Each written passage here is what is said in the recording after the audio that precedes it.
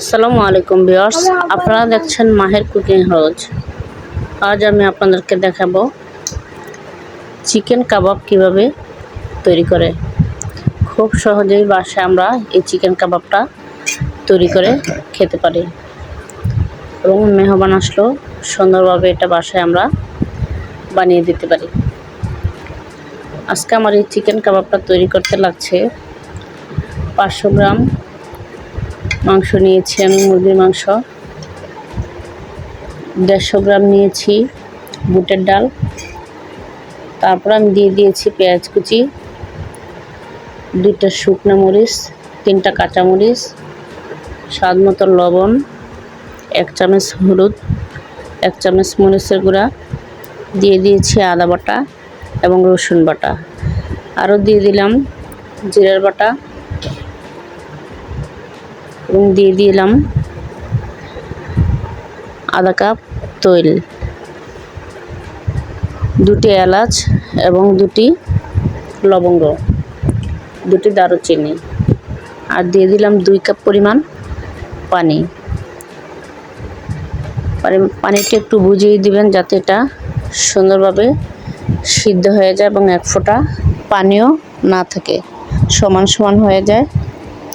সমান সমান হয়ে না গেলে পানি থাকলে কিন্তু আপনার কাবাবটা সুন্দর হবে না। একটু শুকনো শুকনোভাবে হতে হবে যাতে এক ফোঁটা গায়ে পানি না থাকে। দিয়ে ডেকে দেব এবং উল্টিয়ে পাল্টিয়ে দেব। কিছুক্ষণ পরপরই এভাবে আমি এটাকে সিদ্ধ করে নেব।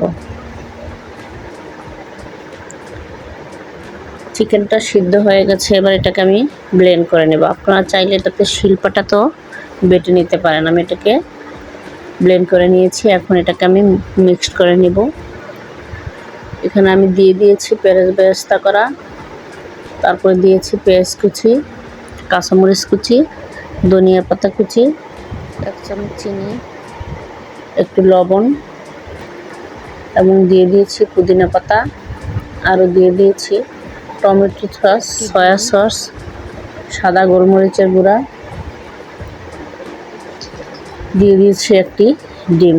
সব কিছু একসাথে দিয়ে আমি এটাকে মিক্সড করে নেব এবং দিয়ে দিয়েছি 1 চামচ চিনি। তারপর আমি দিয়ে দিয়েছি কাবাব মশলা। সব কিছু দিয়ে আমি একসাথে মিক্সড করে নিয়েছি। ভালোভাবে মিক্সড হয়ে গেলে আমি কাবাবগুলো বানিয়ে আপনাদেরকে দেখিয়ে দেব। আমার মিক্সড করা কিন্তু হয়ে গেছে। এখন আমি ছোট ছোট করে ডো বানিয়ে কাবাবের শেপ দিয়ে নেব এবং কাবাবটা বানানোর আগে আমি একটু হাতে তেল মেখে নিয়েছি। সুন্দর করে গোল করে হাতের তালুতে করে আস্তে আস্তে চেপে এগুলোকে বানিয়ে নিতে হবে যাতে একটুও ফাটা না থাকে।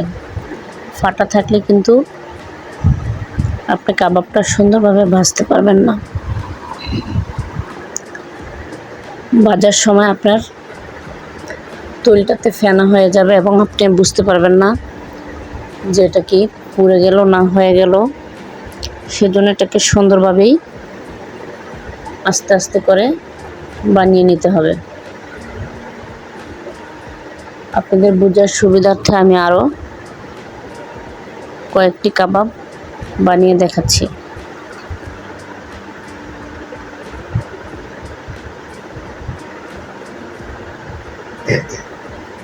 কাবাবটি ছোট বড় যেরকম শেপে আপনার ইচ্ছা দিয়ে নিতে পারেন।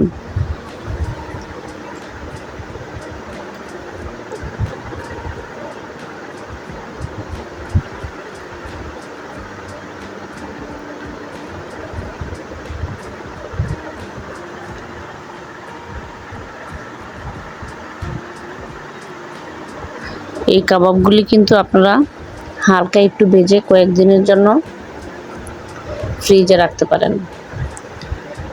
1 মাস পরও এটাকে আপনারা আবার ফ্রিজ থেকে বের করে ভেজে আপ্যায়ন করতে পারেন, নিজেরা খেতে পারেন। আর যারা গরুর মাংস অ্যাভয়েড করতে চান তাদের জন্য এই কাবাবটি। দেখেন আস্তে আস্তে আমার সবগুলো কাবাব তৈরি হয়ে গেছে। এখন আমি নিয়ে নিয়েছি একটু দুধ এবং একটি ডিম ফেটিয়ে নিয়েছি একটু লবণ দিয়ে। এটাতে আমি ডুবিয়ে তারপরে তেলে দিয়ে কাবাবগুলোকে ভেজে নেব।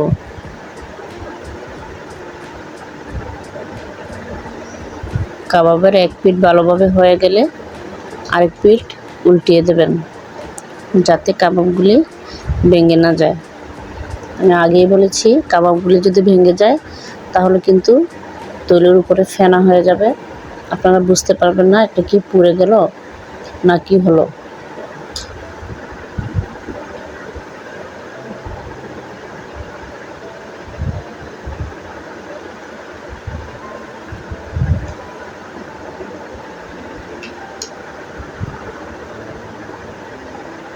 দেখেন আমার এই কাবাবগুলো কিন্তু সুন্দরভাবে ভাজা হয়ে গেছে।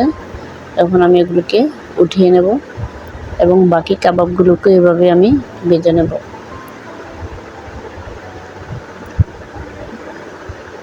আস্তে আস্তে করে আমার সবগুলো কাবাবই হয়ে গেছে, ভাজা হয়ে গেছে। ভিউয়ার্স, আমার এই রেসিপিটি যদি আপনাদের ভালো লেগে থাকে তাহলে আরও নতুন নতুন ভিডিও পাওয়ার জন্য আমার এই চ্যানেলটাকে সাবস্ক্রাইব করে আমার পাশে থাকবেন। আজকের মতো এখানেই বিদায়। আল্লাহ হাফেজ।